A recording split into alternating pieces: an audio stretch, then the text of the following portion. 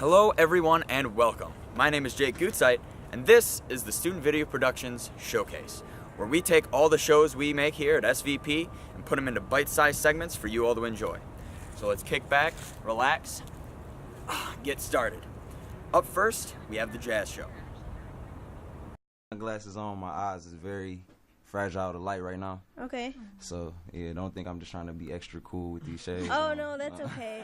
Yeah, actually, I thought they were kind of cool. So. All right, thank you. I appreciate it. Yeah. I appreciate it. I wish you the best for you though. Everything's gonna be okay. Yeah, it is. Yeah. Gonna stay in my prayers, for sure. Thank you. I really appreciate it. All right, so I never really started an interview like just walking in, so I gotta warm up a little bit. So tell us about yourself. Tell us about what you do, and etc. All right. First off, I'm Detroit Kobe. I'm from the east side of Detroit.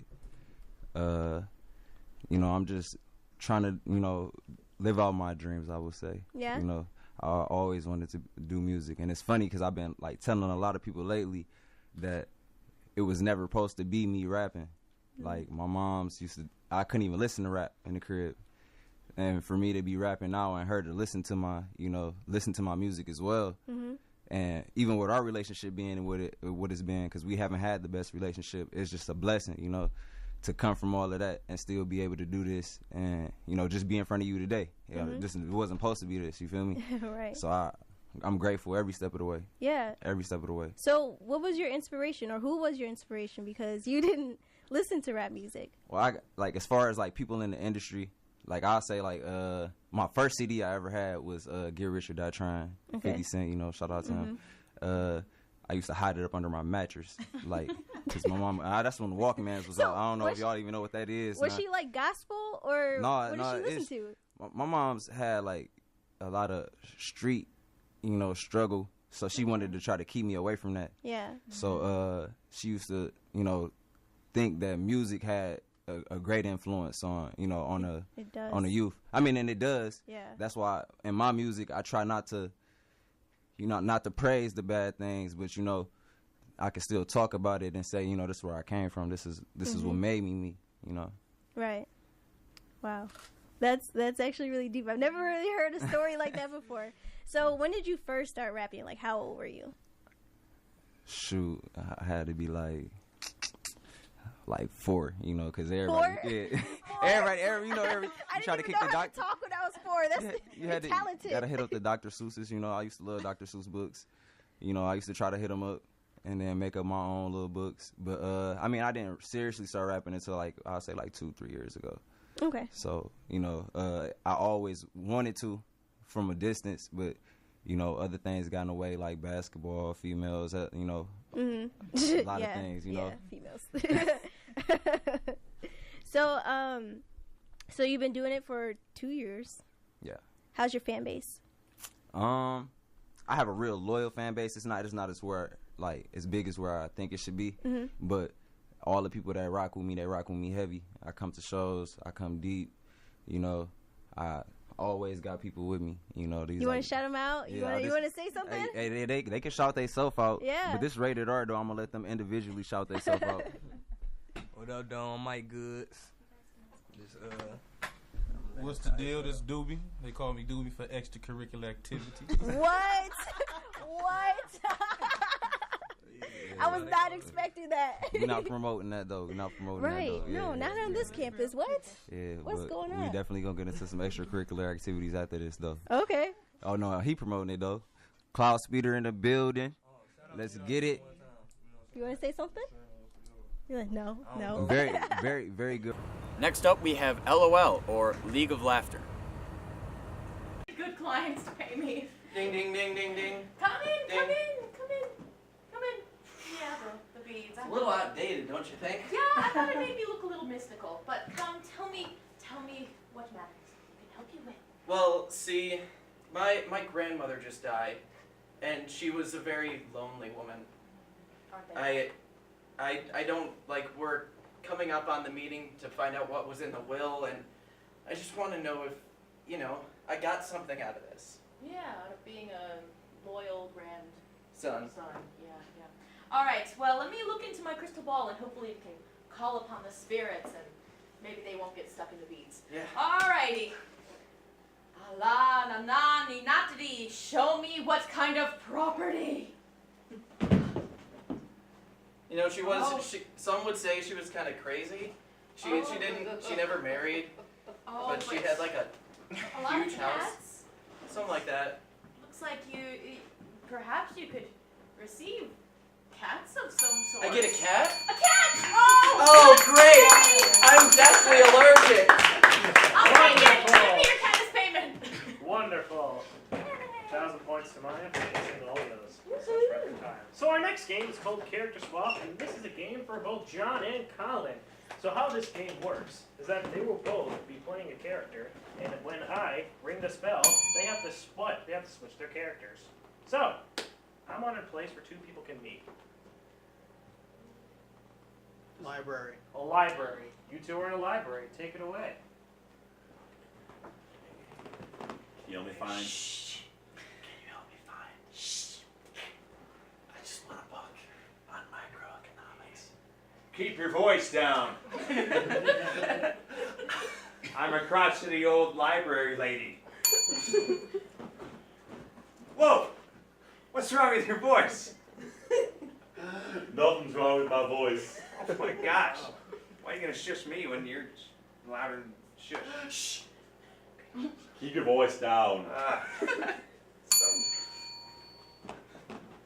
what do you want from me? I want a book on macroeconomics. A book on macaroni and cheese. no macroeconomics. Macro. Voice down. What's that the book? This is a Bible. I think it's the same thing. No, then here's your book. Oh, wow. No, this is not the right book. Is Genesis not macro? No. Micro? No. I don't know, I'm a librarian. This is saying that, I don't know. Wow, you don't know the Bible? You suck. I don't know, I'm just a college student, I don't know much. Yeah, why are you even going? Because my parents have a lot of money. I want to learn more. You suck. I like you. What? Alrighty. Good stop it right there. 200 points each to John and Colin. Up next, we have a segment from The Take.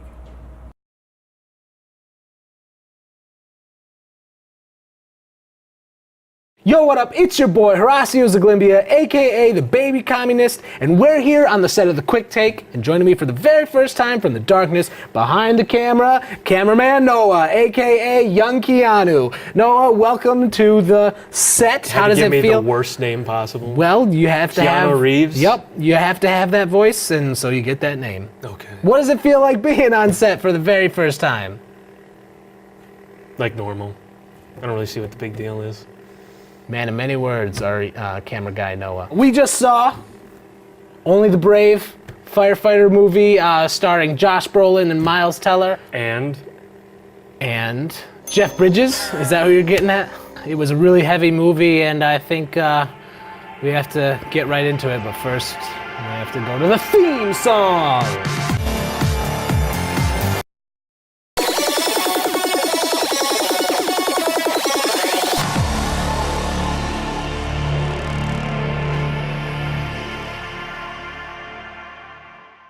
Welcome back to The Take. So Noah, like I said at the beginning, we just got done seeing Only the Brave, the firefighter movie that just came out.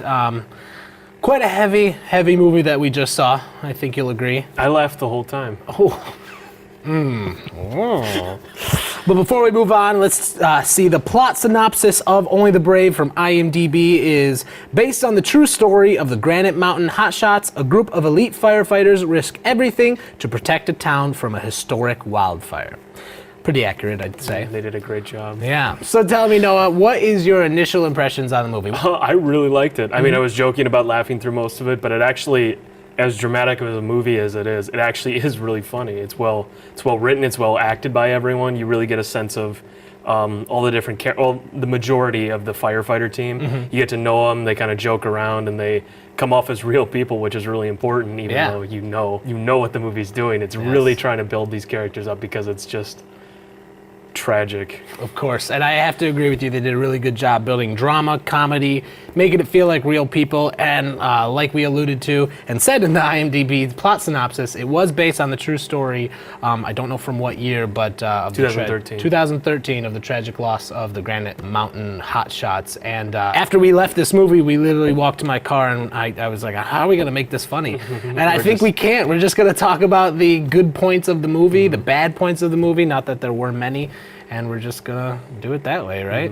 I thought cinematography shot beautifully, really right? good, yeah. I mean, a lot of it was just it was landscape shots and stuff like that of big open fields. They're out in Arizona. Yeah. So it's mostly, I assume it was shot, some of it's got to be shot there because some of those landscapes and there's really great shots of like, the sun rising over the cliffs and it looked really good. Or just the fire. I mean, there's only so many shots of the fire burning trees you can do, and they do a good job. I mean, from the distance, like, oh, that's not so bad. And then when they really get in there, it's like they just get blinded and they're just surrounded by it. They did a really good depiction of fire. It made me terrified of actually being in the flames. In a forest fire. They did a really good job of making you feel like, other than the heat, you're a part of that forest fire. I had no idea that they burned half a forest to try to stop a fire. Yeah, the way you actually fight it. I mean, the movie even it seems like it's kind of playing to that because it starts with one of the helicopters taking up a bunch of water from some guy's pool and trying to like spread it all over the fire and try to stop it. And you can even just see how it does like Absolutely barely nothing. anything. It's like,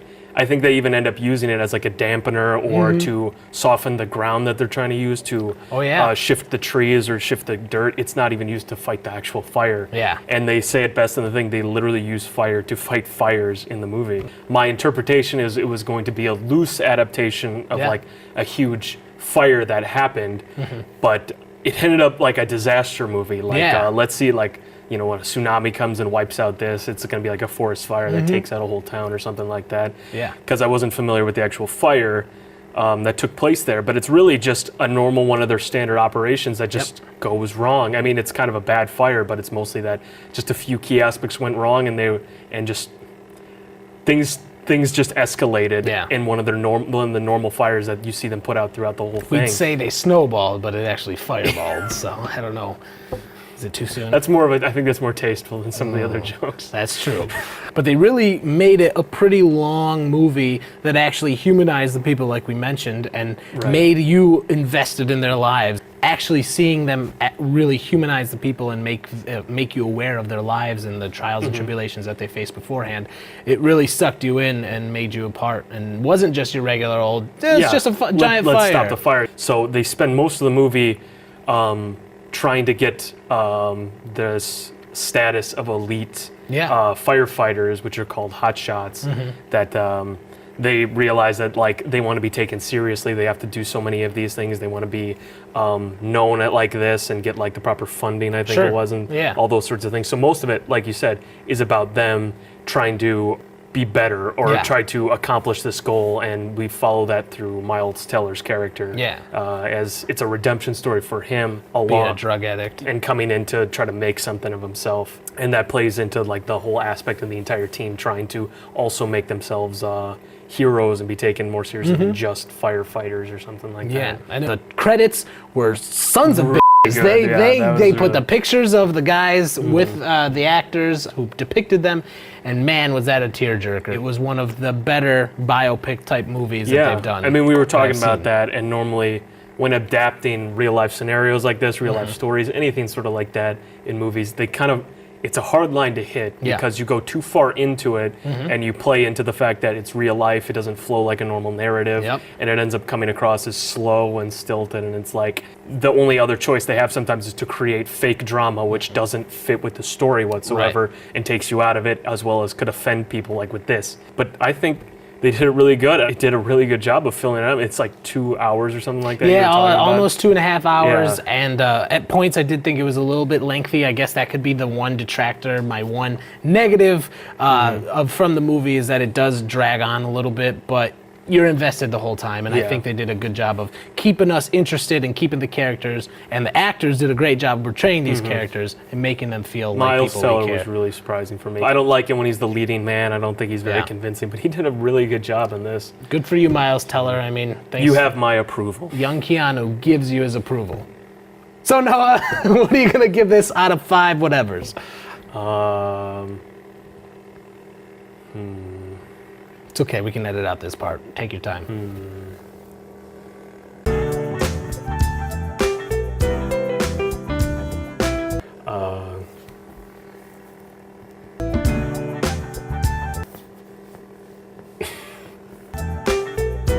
I'm gonna give it 4.5 out of 5 Flaming Bears in the Woods. Son of a I was gonna pick that. Which will make sense if you see the movie. Well, I will also give this a 4.5 out of 5. Josh Brolin with a handlebar mustache. Movie did a really good job. I mean, it wasn't perfect, but it was a real good tearjerker. I found myself holding back tears just because I need to be a man and not cry in front of people. So probably some kind of Oscar. Josh Brolin, definitely, I think, and maybe even Miles Teller. They might throw it to him. But he might win it for Thanos this year. So clearly, yeah, it's the higher caliber role of a giant purple monster man. Yeah, well. Well, that does it for us here on The Quick Take. Make sure you tune in other times. Thanks for coming by, Noah. Thanks for being in front of the camera this time. You did okay. We might let you back on. I'm still angry at you about the young Keanu thing. Bye!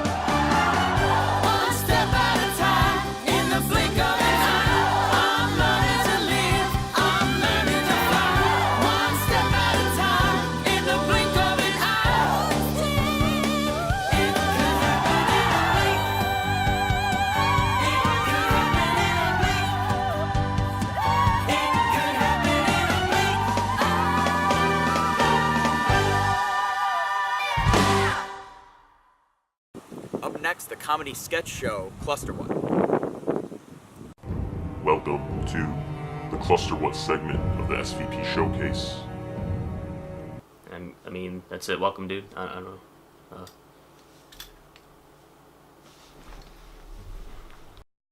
Nuts.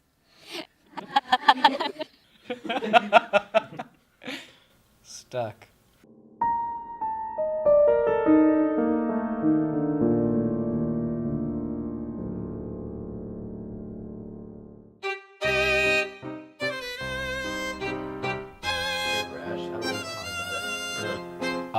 I'm stuck. Really?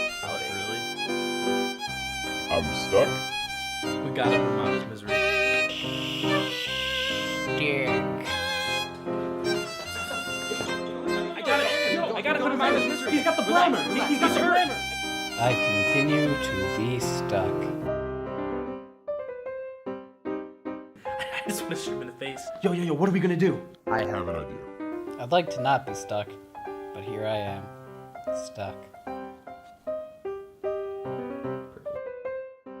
Stick. Dick. Say stuck. Like get a in there. What do you say? Stick. No, stuck. I might just leave this in. Say stuck.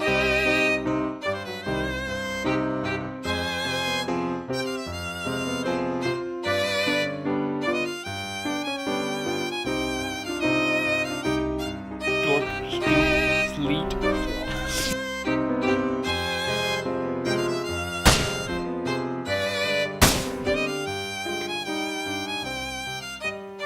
When in Rome.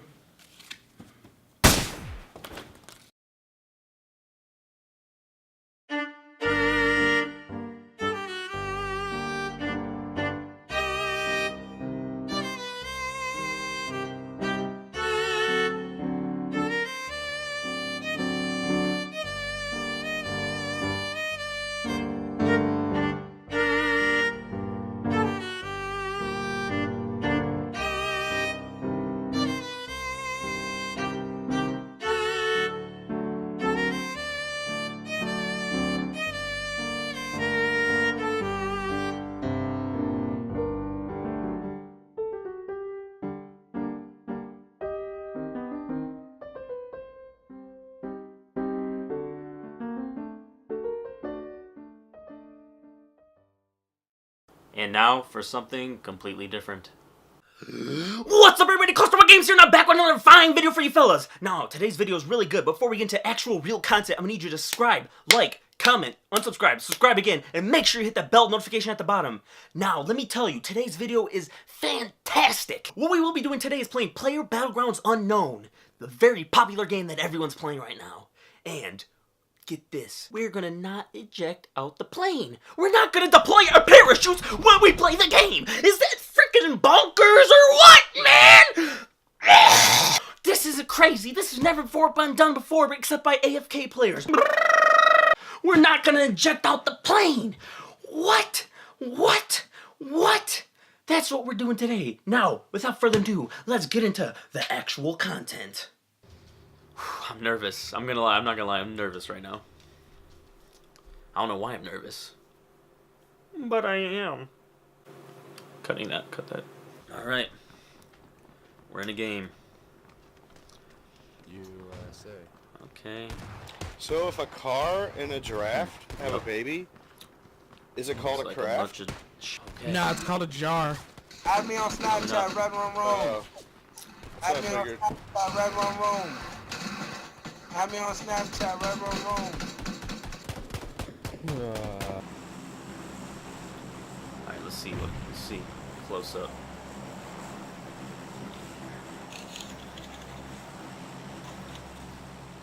Alright. Now. Hands off. Hands off approach. Hands off, no one touch. No one touch, no one move. What up? Alright. This map's pretty big. What? So Don't forget to like, subscribe, and comment. And hit the notification bell.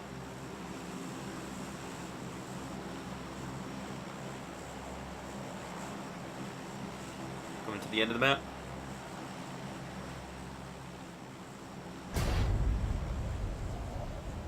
What? I just parachute out? Well, Alright, everybody, that's the end of our experiment. Make sure you like, subscribe, comment, subscribe to all 8 of my channels. Thank you all so much for tuning in. I hope you enjoyed. This has been the SVP Showcase. Join us next month.